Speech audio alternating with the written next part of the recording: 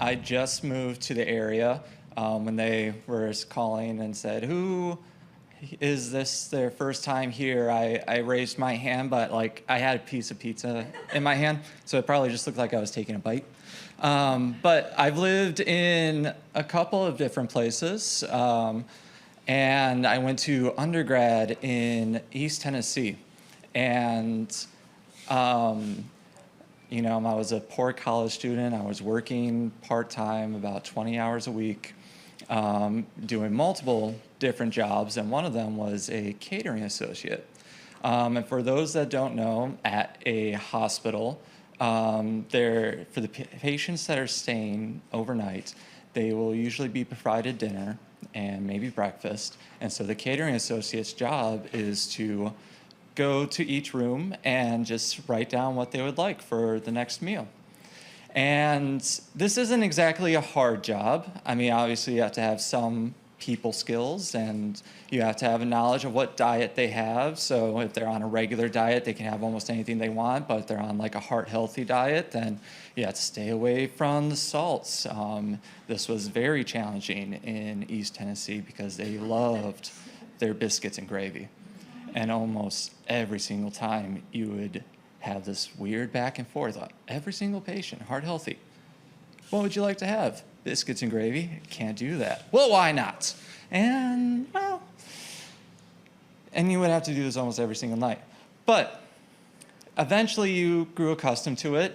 You're on the same floors more often than not. And each floor is generally guided towards a specific type of reason why the patients might be in there. So one floor might be pediatrics, one floor might be cancer patients. But then there was the 7th floor.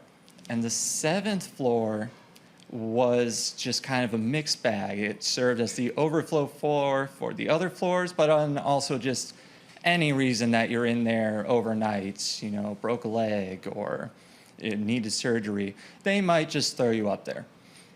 And that was my floor. And this floor, there was this one guy, and me and him got along. We had some good banter, go in there, he was a heart-healthy diet, so of course I would go in and say, hey, how you doing? He's like, oh, I'm still here, ha-ha, hee-hee. And what would you like for breakfast? Biscuits and gravy, ha-ha, oh, no.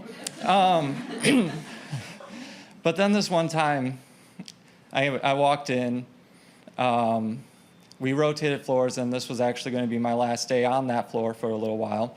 And I walked in, and he seemed a little bummed. He didn't greet me as he usually did. He was pretty happy the last few times, but, this time it was one-worded answers, hey, how you doing? Fine. Oh, well, is there anything I can get you? I'm bringing him his dinner, and he was like, no, I'm good. And it's like, oh, well, okay. Well, don't feel too glum. I'm sure you'll be walking around in no time. And he said, well, actually, and he was in a bed under a blanket, and he pulled back the blanket, and he only had one leg. And I was shocked. I was like, ooh. But the problem was I was also 19 at the time. And I kind of said the first thing that always came to my mind. So I was like, oh, I guess you'll be hopping.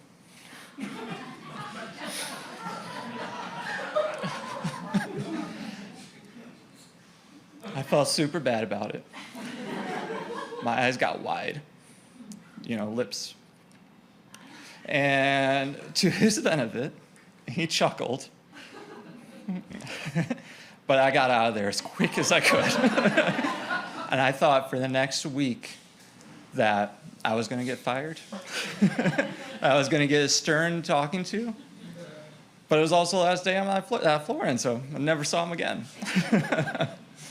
But, yeah, I'm sure the doctors knew. I'm sure the nurses knew. I'm sure when they wrote down if there was any updates to his diet, all of them knew, but did they tell me? No. So who knew?